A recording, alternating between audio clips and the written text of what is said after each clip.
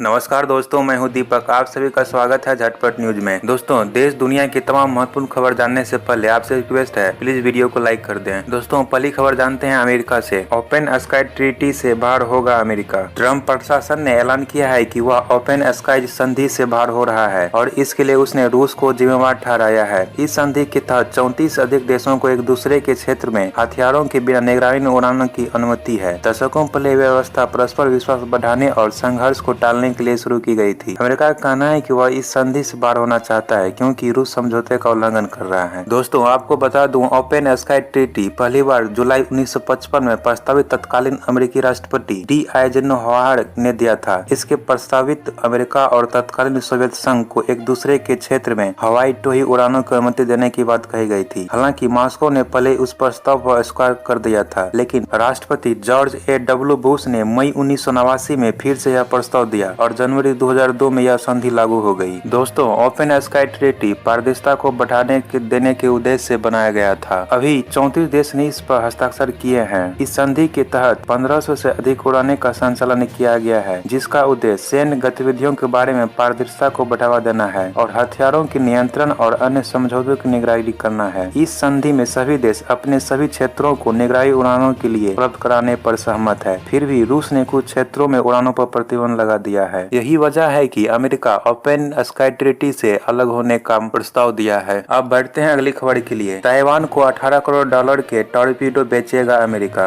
अमेरिकी सरकार ने कांग्रेस को सूचित किया है कि वह ताइवान को $18 करोड़ के उन्नत किस्म के टॉर्पीडो की संभावित बिक्री कर सकती है। इससे अमेरिका और चीन के बीच तनावपूर्ण संबंधों में और खटास आ गई है। दोस्तों, आपको बता दूं कि देशों की तरह अमेरिका के ताइवान के साथ आधिकारिक राजनीतिक संबंध नहीं है, लेकिन वह कानूनी रूप से इसे देश की रक्षा के लिए मदद करने को बाध्य है। हालांकि चीन हमेशा से ही ताइवान को अमेरिकी हथियारों की बिक्री का विरोध करता रहा है। अगली खबर अमेरिका से ही। अमेरिका ने फिर छोड़ा भारत पर काटसा के तहत कार्रवाई का राग, प्रतिबंध लगाने के दिए संकेत। दोस्तों, भारत के साथ अमेरिका भले ही दोस्ती का दम भरता हो, लेकिन रह रह कर धमकाने वाला रवैया भी दिखा देता है। 2 साल पहले रूस के साथ S-400 एयर डिफेंस सिस्टम की खरीद पर अमेरिका ने फिर से काटसा कानून के तहत भारत पर प्रतिबंध लगाने के संकेत दिए हैं। इस कानून के साथ रूस के साथ किसी भी तरह की रक्षा खरीद या खुफिया जानकारी को साझा करने पर अमेरिका संबंधित देश पर प्रतिबंध लगा सकता है। ट्रम्प प्रशासन ने अभी तक भारत पर कोई कार्रवाई नहीं की है। दोस्तों, आपको बता दूं कि रूस के S-400 air defence system China को खरीदने पर उस पर काटसा एक्ट के तहत प्रतिबंध लगा चुका है। अब बढ़ते हैं अगली खबर के लिए। चीन से सीमा पर टकराव की स्थिति में भारत का साथ देगा अमेरिका। लद्दाख में भारत चीन सीमा पर एक बार फिर तनाव बढ़ गया है। इसी बीच अमेरिका ने भारत के साथ देते हुए चीन के रुख की आलोचना की है। अमेरिका के वरिष्ठ कूटनीतिक एलिस वेल्स ने चीन के व्यवहार को उस्काने और परेशान करने वाले बताया है। दोस्तों, आपको बता दूं, भारत चीन सीमा पर विवाद पर वरिष्ठ अमेरिकी राजनीतिक के भारत का समर्थन दिए जाने पर चीन ने कड़ी प्रतिक्रिया दी है। चीन विदेश मंत्रालय ने एक बयान में अमेरिकी समर्थन को बकवास बताया है। चीन ने कहा है कि सीमा विवाद पर दोनों देशों के बीच राजनयिक चैनलों के माध्यम से परामर्श चल रहा है। इसमें अमेरिका का कोई काम नहीं। बढ़ते हैं अगली खबर के लिए। हांगकांग में सख्ती के लिए चीन के द्वारा कानून में किए बदलाव पर ट्रम्प की चेतावनी दी है कि वह बेहद कड़ा कदम उठाएगा। हांगकांग में हुए लोकतंत्र की मांग वाले हिंसक आंदोलन को देखते हुए चीन वहां पर राष्ट्रीय सुरक्षा कानून लागू करेगा। इससे चीन वहां पर मुख्य भूमि